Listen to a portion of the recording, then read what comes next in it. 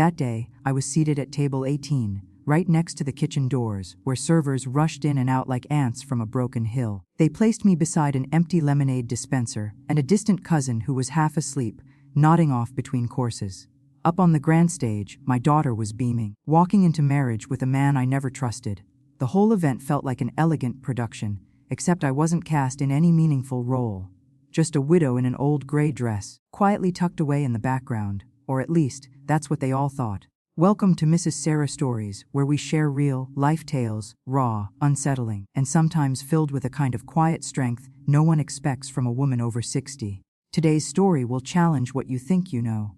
About silence, about trust, and about traps laid with the softest of hands. Derek Callahan, my brand new son-in-law, was a charming man, always just polite enough, never too much. He showed up at my house every weekend, arms full of fresh flowers, red wine, and casual stories that seemed harmless on the surface. He told me I shouldn't live alone forever, suggested I consider granting financial power of attorney, just in case something ever happened.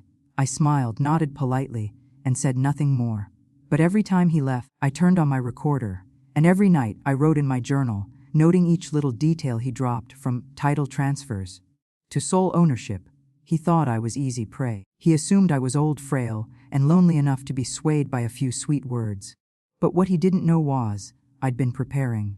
6 months before he even entered my daughter's life, I'd already begun a quiet journey, working with attorneys, consulting with the FBI, studying cases of elder fraud. No one knew, no one suspected. I was still the gentle, quiet mother sitting at the back of the room.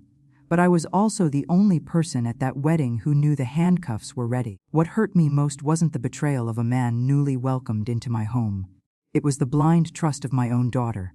She truly believed her mother was too outdated to understand the law, too weak to fight back. But motherhood is not surrender.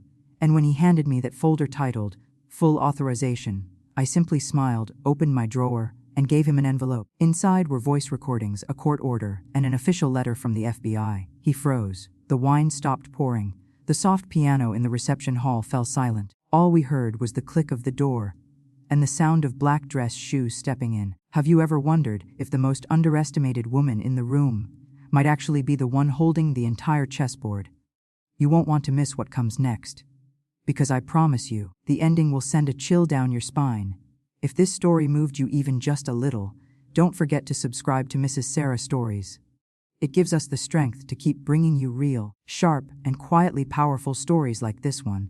The journey is far from over, and you'll want to stay with us until the very end. Derek Callahan didn't crash into my life like a storm. He didn't bang on my door, didn't raise his voice, didn't push.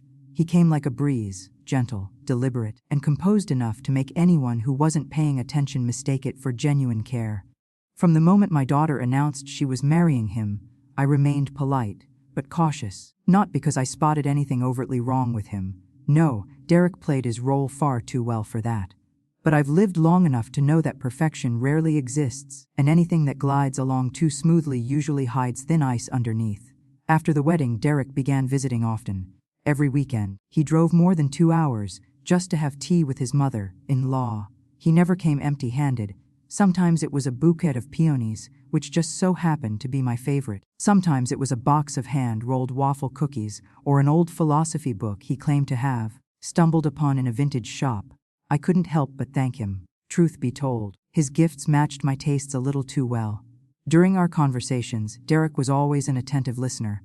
He encouraged me to share about my past, about my late husband, Robert, a former federal prosecutor. Derek spoke of him as if he admired him deeply, always ending his sentences with lines like, "I just hope I can love Madison one day, with even a fraction of the devotion Robert had for you." Even the sweetest words become dangerous when they're calculated. And with Derek, every single word felt perfectly measured. I started taking notes, not out of fear but out of instinct. I've learned that predators rarely attack when you're alert. They wait until you're tired. They wait until you let go. But me, even in my 60s, I've never been one to let go easily. By the 3rd week after the wedding, I was watering the plants on my balcony when Derek came out with 2 cups of tea. Without warning, he asked, "Have you ever thought about granting power of attorney?"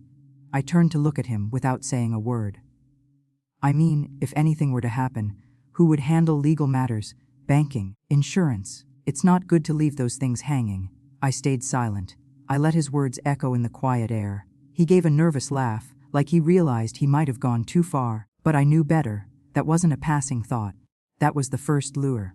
In the weeks that followed, Derek switched tactics. He started sharing stories about his own mother's stroke, about how the family failed to secure her assets in time and ended up in legal disputes.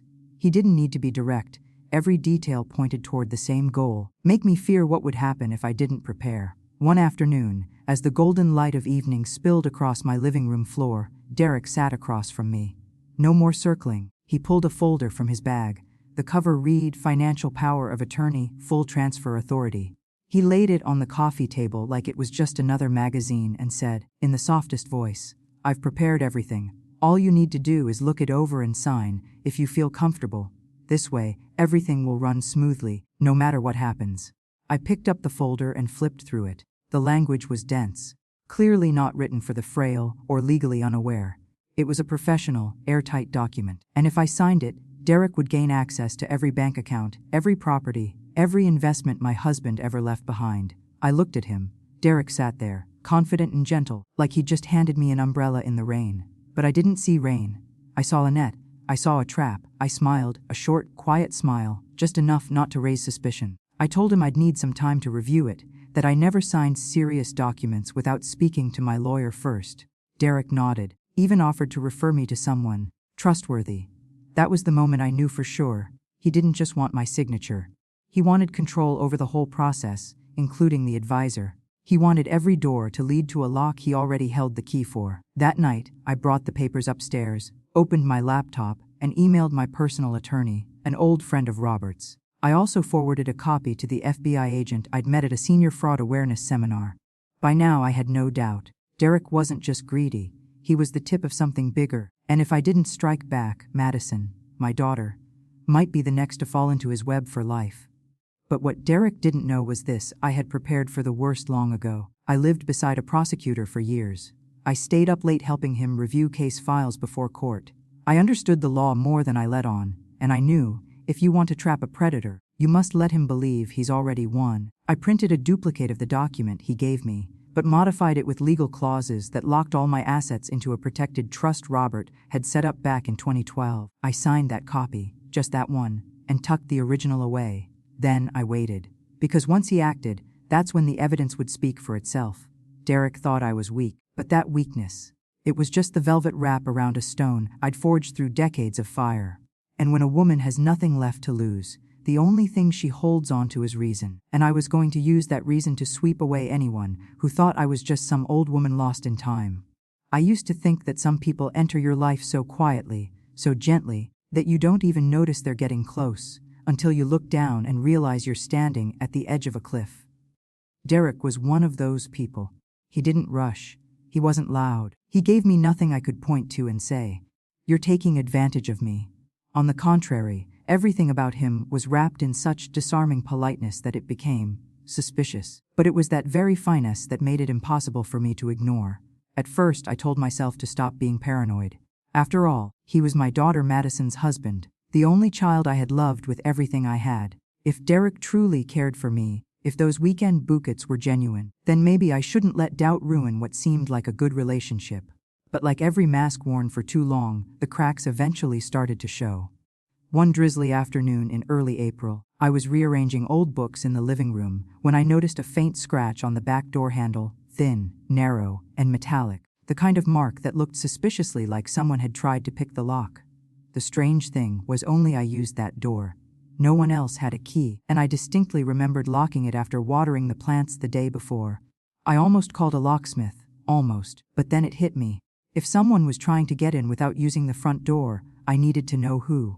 So I left everything as it was. I didn't repair the lock. I didn't change the key. I just installed a tiny hidden camera in the back hallway light fixture, angled perfectly to capture anything that moved. 3 days later, I checked the memory card, and there he was. Derek, no flowers, no heads up. He stood by the back door, holding something shiny in his hand, something that looked suspiciously like a lock-picking tool. He fiddled with the handle, struggled, then stepped back, looked around, and vanished behind the neighbor's fence. I didn't move for 10 minutes after watching that video. Not because I was shocked, but because I felt hollow. I had always tried to keep Madison safe, always believed I could protect her from shallow men and halfway love. And now, here I was, watching the man she loved most, her husband, trying to sneak into my home in the dead of night. I didn't tell Madison. Not because I thought she wouldn't believe me, but because I knew, when someone's in love, they'll do anything not to see the truth. I needed more. I needed proof that couldn't be denied. So I tested him. The next time Derek came over, I deliberately left a navy blue folder on the coffee table. The label read, Central Bank Estate Account Documents. Inside, of course, was nothing but blank paper and old utility bills. The content didn't matter. What mattered was his reaction. While I pretended to pour tea in the kitchen, I left the living room door slightly ajar. Through the crack, I saw Derek sit down, glance at the folder, then pick it up. He flipped through the pages, stopped at one of the blank ones, staring like he was studying it. His face changed.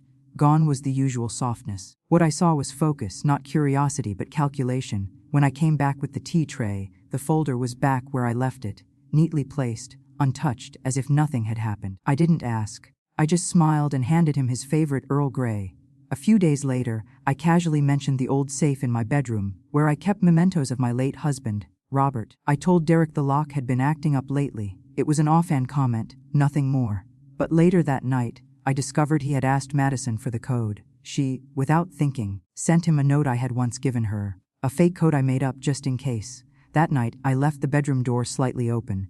Around 2 a.m, I heard footsteps down the hallway, soft, deliberate, like someone familiar with every creak in the floor. I didn't turn on the light. I simply held up the small infrared camera I'd kept by the bed. The next morning, I checked the footage. Derek, sitting in front of the safe, his fingers tracing the dial, his lips moving, counting, guessing. When the lock didn't open, he stood up and left. Nothing was stolen. But something far more valuable had been damaged: my trust in people. I've lived long enough to know cracks in a wall don't come from one big blow. They come from pressure, subtle, steady, and silent. Derek wasn't reckless. He was patient. A predator who didn't use claws, but wore you down with soft words and still hands. I started collecting everything: videos, audio clips, text logs. I even hid a voice recorder in the vase in the living room, where Derek always liked to chat with me. I didn't say a word to anyone. I couldn't, because if I spoke too soon, it would turn into a shouting match between a mother-in-law and her son-in-law, and in situations like that, the one who says less is usually the one people believe. So I waited. Not because I was scared, but because I knew exposing someone like Derek couldn't be based on a gut feeling. It needed preparation, it needed patience, and most of all, it needed the perfect moment, where every lie would collapse under the weight of the truth. And that moment, I knew, was getting very, very close. Some battles don't start with declarations. No gunfire, no knives, no shouting, just silence. And yet their damage can shatter a family, a belief, a lifetime. I used to think I was too old to fight in a war like that, but life, in all its brutal detours, made the choice for me.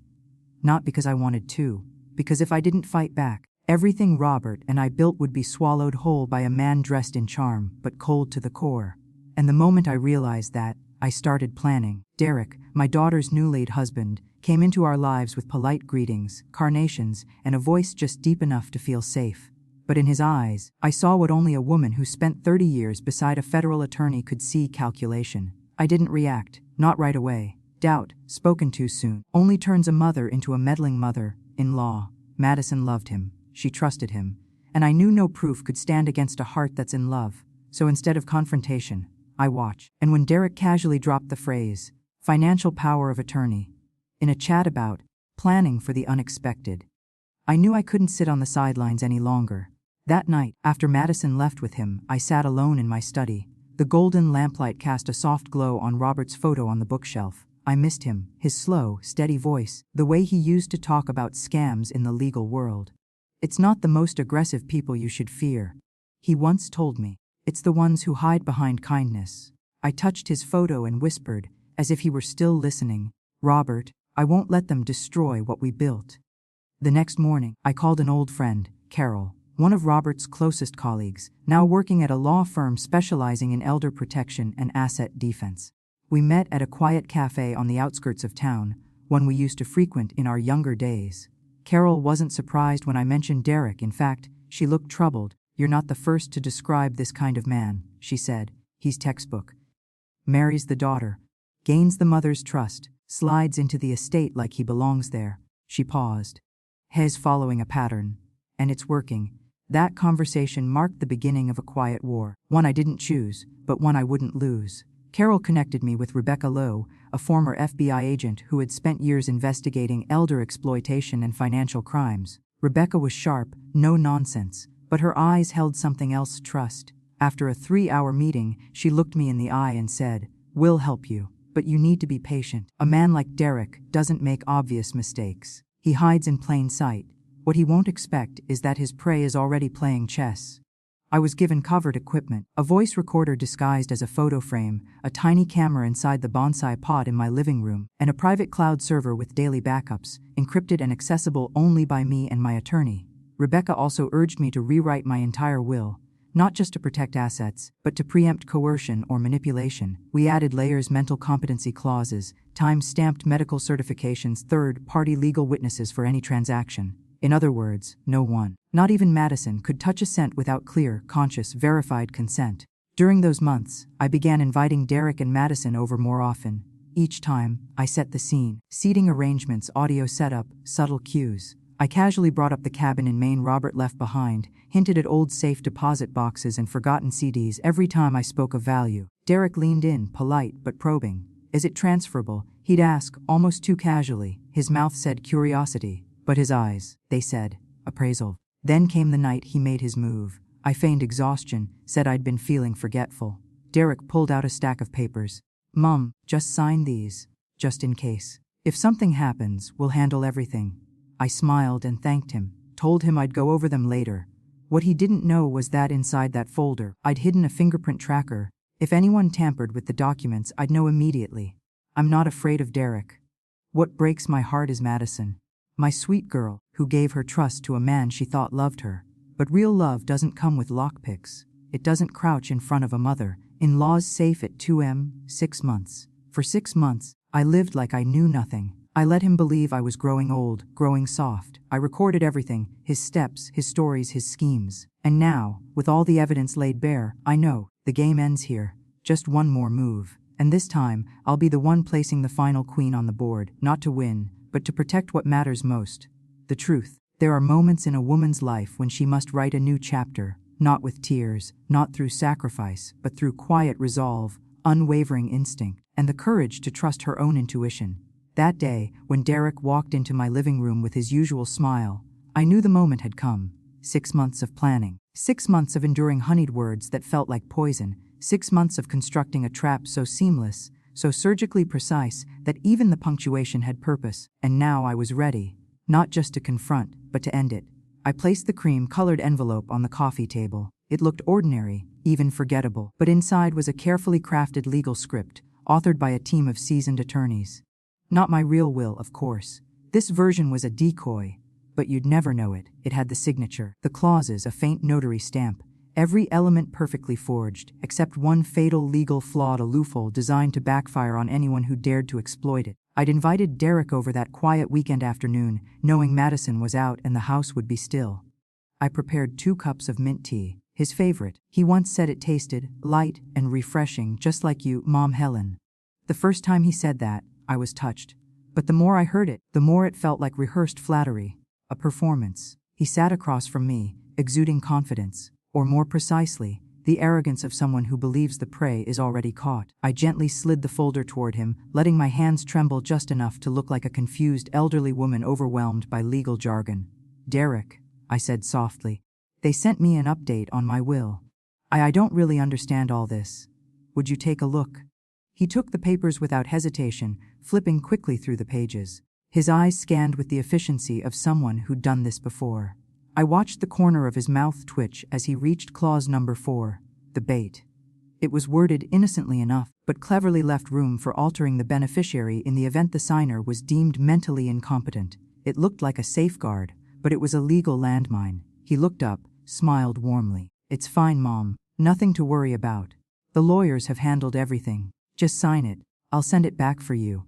I nodded, took the silver Parker pen Robert had given me on our 25th anniversary, and signed. There was no hesitation in my hand, only clarity. The signature may have trembled like that of a 70-year-old woman, but behind it was the resolve of someone who had spent a lifetime watching, learning, and surviving. As soon as I finished, Derek folded the document, tucked it into the inside pocket of his expensive blazer, and stood, ready to move on to the next step of his plan. I smiled, asked sweetly, "Do you need me to send over a bank statement copy as well?" Just a casual question, but the final bait. He blinked. "If you have it handy." "Sure, might as well send everything at once," he replied, his voice thinner now, the patience slipping. He was eager. He thought he had won. He thought all that was left was to cross the finish line. But I knew better.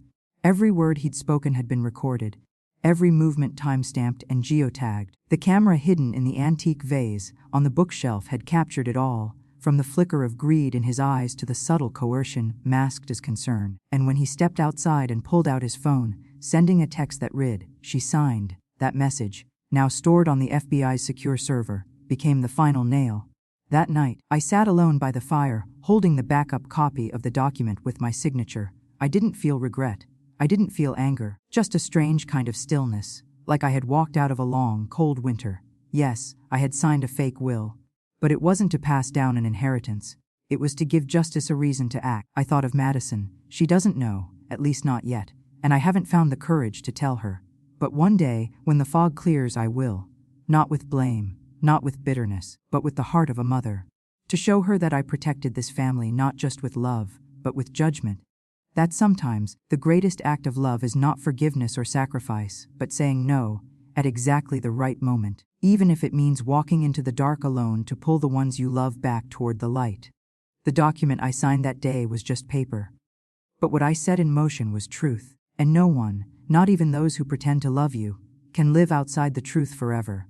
The game isn't over, but the final piece has already started to move. Beneath the dim glow of the living room lamp, where Robert and I used to sit each night, sipping mint tea and talking about the quiet things in life, I sat alone, surrounded by keepsakes that suddenly felt more alive than ever. Our faded wedding photo lay still on the oak coffee table, beside a weathered leather notebook. It was the same notebook Robert used to log every family financial decision, a man who lived with precision, who never once left anything to chance. And it's because of that carefulness that I can sit here now, calm and steady, as the final move of this long game draws near. If not for Robert, I might not have been sharp enough to understand that kindness should never be mistaken for surrender. Everything began one crisp autumn afternoon, 4 years ago, after Robert suffered a minor stroke. We were sitting on the bench in our backyard, watching the maple trees begin to turn, when he took my hand and said something I've never forgotten. "Helen, if I go before you, promise me one thing. Never let anyone manipulate you, even if they carry the Stewart name." I laughed, thinking he was being dramatic, but Robert wasn't joking. He looked me in the eye with a seriousness I wouldn't come to understand until much later. That day marked the beginning of our quiet mission, to build a shield. Not to hoard wealth, but to protect everything we had built together over a lifetime: our values, our trust, our legacy. Robert proposed the creation of a legacy trust, an independent, non-transferable asset protection entity called the Stewart Legacy Trust. We consulted with a team of elder law attorneys, and it took months to design every clause, every contingency, every layer of defense. We separated our holdings into 2 categories: fixed assets like real estate and business shares, and liquid assets like savings, investments, and insurance. Upon Robert's passing, everything was transferred into the trust. I became a legal beneficiary, but not a direct owner of anything. The brilliance of the trust was this: no changes, no withdrawals, no alterations to beneficiaries could occur without the full approval of an independent oversight board. 3 individuals with no family ties or personal interest, and all decisions required unanimous consent. That board was handpicked: a retired law professor, a nun specializing in financial ethics, and an elder, abuse prevention specialist. Each had seen heartbreak. Each carried a personal mission to protect the vulnerable. Robert didn't do this just for me. He did it because he knew that once he was gone, I might become the soft target of someone with a hidden agenda. He didn't want our life's work to be shredded by greed wearing the mask of family. I remember the day I signed the documents, transferring all ownership into the trust. I didn't feel loss, I felt release. From that moment on, I no longer had to second-guess every polite question about money, every dinner conversation that veered toward inheritance. It was all sealed behind a legal fortress Robert had designed with love and foresight. When Derek entered my life, confident, polished, charming, I almost believed that peace might return. but somewhere deep inside, I sensed the urgency in his eyes, the way his questions about our family cabin or generational wealth came cloaked in small talk, so I stayed quiet. I listened, and I waited. I allowed him to feel like he was making progress, until the day he pushed harder, urging me to update my will, suggesting I meet with a lawyer he trusted, who could make the process easier, less overwhelming for someone my age. That's when the trap we had laid began to do its job. After signing the decoy documents, I discreetly notified the trust's board, exactly as Robert had instructed. Within days, I received confirmation. All alteration requests had been denied and logged as part of an abuse risk investigation. I was further advised that any coercive behavior would trigger direct legal intervention, and sure enough, once the FBI gathered enough evidence, recordings, text messages, and the accidental signing of the fraudulent documents, a federal summons was issued. Derek was arrested, not just for attempted exploitation, but for knowingly tampering with federally protected assets under false pretenses. As for me, I just sat there, alone again with my mint tea, staring into the garden where Robert had once planted every lavender bush by hand. I know he's smiling somewhere, because the promise I made him, I kept it. No one touched what was sacred, and no one, no matter how clever, can outwit a woman who's learned how to protect herself, not with rage but with love, loss, and fierce preparation. Some things are worth more than money. Their value lies in how we guard them quietly, deliberately, and with a heart too honest to be bought. That's what Robert taught me, and now it's my turn to teach others. We are not weak, we are just waiting, and when we are ready, no one can break us. In the golden haze of an Oregon autumn afternoon, the garden behind Helen's home looked almost too serene, too poetic. Once the setting for warm mint tea and quiet chats with her late husband Robert, it now shimmered with cream-colored floral garlands, soft gold ribbons, and the faint scent of lavender carried by the breeze. On the surface, it was a celebration, but beneath it all, something else was stirring, something unspoken, something not on the menu, not in the speech program, and not whispered about between guests, but there, pulsing, like a storm waiting just beyond the hills. Derek moved through the crowd in a charcoal suit, expertly tailored, his face a perfect blend of confidence and polish. He shook hands, smiled his politician smile, and delivered poetic lines about the responsibility of the next generation, sustainable wealth stewardship, and the devotion of a loving son-in-law. He spoke them like gospel, or at least like someone who believed everyone else would. Madison, Helen's only daughter, stood quietly beside him, her smile faint, her eyes holding the soft fog of uncertainty. But she said nothing. No one did, because today was what Derek had named the transition ceremony, a title dripping with ambition and arrogance. Helen didn't appear at the start. She let Derek have the stage, the spotlight, the flattering laughter, and the congratulations. She let him believe he'd won, because a trap only tightens when the prey feels safe. And only then, when the maple trees cast long shadows and the sun dipped low, did Helen emerge. She was quiet, steady, but she carried a different kind of light, not the wariness of age, not the fragility of grief, but the stillness of a woman forged in silence, betrayal, and long nights at the edge of doubt. She wore a deep indigo dress with a high collar and long sleeves, pinned with an old brooch, the last gift Robert had given her. She walked slowly, but not unsteadily, across the garden, toward the lawn where Derek now stood at the microphone, ready to declare himself the official steward of the family legacy. He turned and saw her. For a flash of a second, the confidence in his eyes flickered. Then, the smile, that same practiced smile Helen had once mistaken for sincerity. She didn't anymore. "You look lovely as always, Mom," Derek said, extending his hand to pull her into the spotlight. But Helen didn't move. She didn't take his hand. She turned to face the guests. "I have a few words before anyone accepts anything from this home," she said.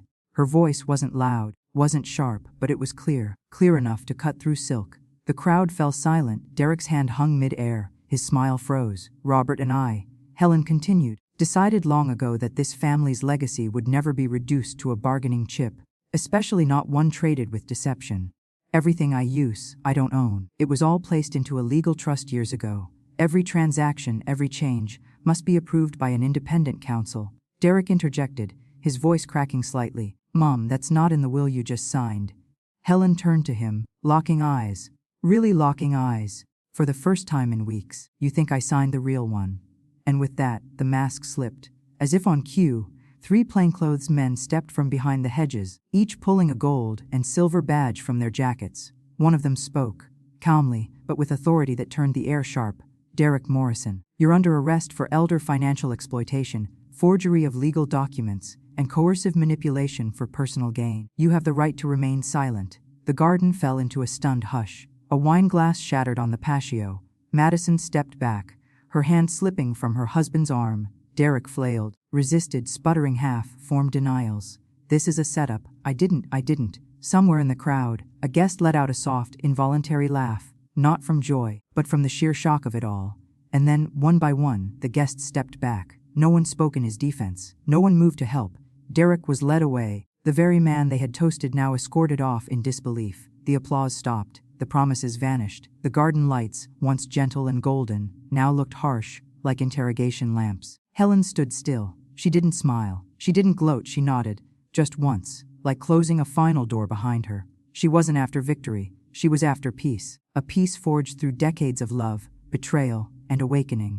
And when the whispers faded and the light dimmed, she poured herself a cup of tea. She placed it beside Robert's photo and whispered into the wind. "I kept the house, Robert. Just like you promised I would." Under the overcast sky of an early winter morning in Salem, Oregon, where fog still clung lightly to the rooftops of old wooden houses and fallen maple leaves blanketed the sidewalks, Helen sat quietly in a riverside cafe near the Willamette. The place was nearly empty, just a few older patrons reading the newspaper or sipping espresso in thoughtful silence. She had chosen a table by the window, where the gentle ripples of the marina could be seen. But her mind wasn't there. Her gaze was distant, her fingers wrapped around a long, cold cup of coffee. Inside her head, unanswered questions stirred, pieces of a puzzle slowly falling into place, painting a picture she had never wished to see. When Carlos Martinez, the FBI agent, walked in with his dark overcoat and steady steps, she already suspected that this conversation wouldn't be just about Derek's arrest. What she didn't expect was how dark, how intricate the truth would be, so much so that even she, a woman shaped by loss and betrayal, felt herself momentarily rattled. After a few polite greetings, Carlos placed a thick file on the table and began, his voice calm but weighty. "Mrs. Helen, I know this will be difficult to process, but I need you to hear everything. What happened to you? It wasn't an isolated case. Derek didn't act alone. He's part of something much bigger, an operation spanning at least 9 states. Helen froze. Her eyes widened. 9 states. "Are you saying what happened to me is part of some kind of network?" Carlos nodded slowly, his voice grave. "This group targets elderly individuals who live alone, widows, retirees, people without clear legal asset protections. They don't use force, they use charm, they use care. They build trust. Men like Derek pose as sons-in-law, caregivers. Then come the forged documents, the quiet transfers, and finally, the assets disappear through shell companies into untraceable accounts." A coldness settled in Helen's chest. Every word Carlos spoke dug deeper into a fear she had never dared to name. She thought of Derek's gaze, not one of concern, not love, not even respect, but the look of a broker appraising a property, calculating his next move. Every gentle suggestion to streamline the estate, every offer to help Mom avoid tax hassles later, now felt like bricks on a road paved long ago, with precision and malice. Carlos flipped open the file, showing her page after page, photos, names, case summaries. A 91-year-old woman in Idaho, persuaded by her foster grandson to transfer her 3-generation home. A retired teacher in Utah, robbed blind by a volunteer caregiver. A former physician in Colorado, coerced into signing a power of attorney she never read. They all shared one thing: they were elderly. They trusted someone, and they lost everything. We traced the money through a chain of anonymized transfers. Every account linked to an LLC in Nevada, then to subsidiaries in Belize and the Cayman Islands. It's a spider web. Derek was what we call a field technician. He built the relationships. He made the move. Helen held back the storm in her chest. The fury, the sorrow, the horror, all of it churned like a river beneath her ribs. But above all, she felt something else: gratitude. She had spoken up. She had questioned. She had resisted. Had she stayed silent, she'd be just another name on that list. And now, Carlos said, locking eyes with her, "We need you." Helen looked up, eyes no longer full of grief, but of fire. "We'd like you to serve as a key witness in the federal investigation. But more than that, we want you to be the voice of this campaign. You resisted what was designed to be a perfect scheme. You can become the face of elder protection awareness. We're organizing town halls, national broadcasts. With your story, you won't just be a survivor, you'll be a beacon." Helen didn't hesitate. She didn't need time. Since Robert's death, she'd lived in a silence she mistook for peace. Now, she understood silence isn't safety. Silence is the soil in which cruelty takes root under the mask of kindness. "All right," she said. "I'll do it. Not for me, but for the people like me, who never got the chance to speak." Carlos nodded. A faint smile softened his face. "We knew you wouldn't walk away. Thank you, Helen." As they rose and exited the cafe, Helen paused for a moment and looked out toward the river. The fog still hung over the horizon, but her reflection in the glass no longer looked like that of an old woman. She looked like a landmark, a witness, a living reminder that trust, though fragile, when paired with wisdom and courage, could light the way to justice, even through the darkest of lies. Under the soft drizzle of an October afternoon in Salem, Oregon, the atmosphere outside the state capitol was still, solemn, yet quietly stirring. They say history is often made in silence, not with roaring applause or flashing lights, but with the quiet resolve of someone who chooses not to back down.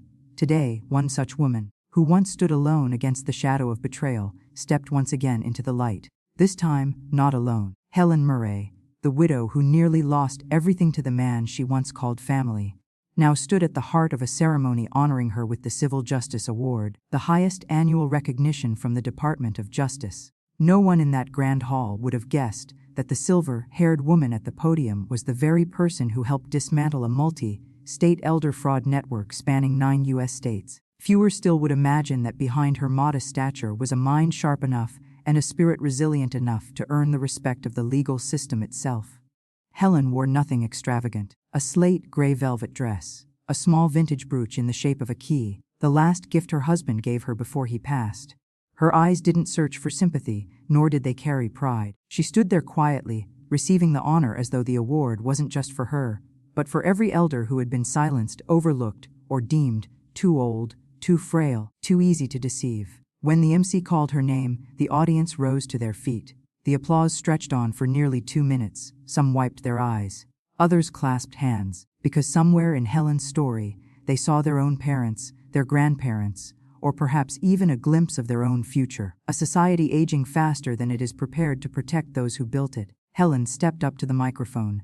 Her hands didn't shake. Her voice, as gentle as always, carried a gravity that no one in the room could ignore. "I stand here today not because I am special. I am not a hero. I'm just a woman who had to make a choice, either stay silent and be erased, or speak up and face the consequences. I chose the second." The room fell into complete silence. Not a cough, not a whisper. Every soul there was drawn into her story, not a story of triumph, but a call for awakening. "I used to think that growing old was a sentence you couldn't appeal, that once you crossed 70, your voice automatically lost its weight. But I've learned that what makes us vulnerable isn't age, it's the way society defines the worth of the elderly." She paused, took a breath, and looked directly into the cameras, as if speaking to millions beyond the walls. "And so, today I'm not just here to accept an award. I'm here to announce this Silent Guard is officially launched, a national initiative to protect our elders from legal, financial, and emotional threats they were never meant to face alone." A wave of emotion swept across the chamber. Many had heard rumors of this initiative, but no one imagined it would be led by someone who had once been a victim herself. Helen continued, now with unwavering conviction, "I won't let another grandmother sign away her home in tears. I won't let another elder question whether their caregiver loves them, or their bank account. Silent Guard will be where they find clarity, support, and above all, justice." After her speech, she posed for photos with DOJ representatives and local lawmakers, but before the cameras even dimmed, she turned back to the audience and bowed, deeply. It was a gesture of humility, but more than that, a quiet weight. Because more than anyone, she knew the greatest honor wasn't standing on stage, it was standing through the darkest days and surviving as a light that refused to burn out. The very next day, Silent Guard's first temporary office opened its doors. A small house repurposed from a quiet, but the first to walk in, a grandfather carrying documents from a fraudulent land sale, an old library, now bearing a simple white sign, "Silent Guard, for the safety of our seniors." The opening was widow with a debt notice signed by her nephew, a young woman asking how to protect her grandmother's assets from dementia-driven manipulation. They came, bringing fears, but also hope. And behind the desk sat Helen. She smiled softly, poured tea, and said, "Thank you for coming. Now then, let's begin." And just like that, a quiet revolution began. No slogans, no banners, just resilience, courage, and one woman named Helen Murray, who who turned personal pain into a public shield for millions who may be older, but never powerless. Late winter had settled gently over the quiet edges of Ashland, Oregon. Snow began to fall in delicate drifts, resting on the roof of an old wooden cottage nestled at the edge of the forest. The bare pine branches shivered in the cold breeze, and flakes of snow floated down like the dust of time, slow and certain. On the front porch, the wooden swing moved in a soft rhythm, not from the wind, but from the steady push of a woman's feet, clad in thick ash, gray woolen slippers. Helen Murray sat wrapped in an old sheepskin coat, her wrinkled hands still nimble as they moved a chess piece across the time-worn board. Across from her sat her daughter, Madison, her gaze distant, fixed on the pieces. Rook, knight, pawn, as if she were staring back into her own childhood, back to the days when her father used to teach them both how to play, one move at a time. Back when she used to confuse bishops with rooks, and Helen would gently guide her through each mistake. Now, it was Madison who was learning again, not just the rules of chess, but how to start over. After everything that had unfolded, after dreams shattered and too many tears shed, she came to realize that the mother she once doubted had been the one shielding them from the storm all along, and the man she had once loved had nearly turned their entire family into victims in a game no one saw coming. Beside the board, a pot of herbal tea gave off a soft, calming scent. Helen poured 2 cups, sliding one toward her daughter with a quiet smile. "I didn't win because I'm smarter," she said gently. "I won because I was patient. In chess, the first one to lose their composure is the first to lose the game." Madison bowed her head, her hand trembling slightly as she picked up the teacup. Words of apology had long lost their weight. Between them now, there was no need for perfect phrasing, just the silence of presence, the kind of silence that speaks more than any sentence ever could. The snow was falling heavier now, on the roof, along the old wooden fence, on every brittle branch. But amidst the cold, the small porch glowed with the warm amber light of the oil lamp beside Helen, and beneath the snow, the first daffodil of spring had begun to bloom, a quiet promise from the earth after its long, silent sleep. Helen was no longer the woman sitting alone with her memories. She was living proof that age has never been a reason to stop fighting for what is right. That betrayal is never more powerful than belief, so long as we choose not to let go of it, and that no winter lasts forever, not if the heart still remembers how to love and forgive. The game of chess between them wasn't over yet, but the larger match, the one that life had set before Helen, had already been decided, and she had made the final move. If you believe in the power of quiet resilience, if you've ever watched a loved one suffer in silence, unsure how to fight back, please consider subscribing to Mrs. Sarah Stories. We're here to tell the stories that often go untold, to give strength to the voices left behind, and most importantly, to remind you that no one has to fight alone. Thank you for listening. We'll see you in the next story.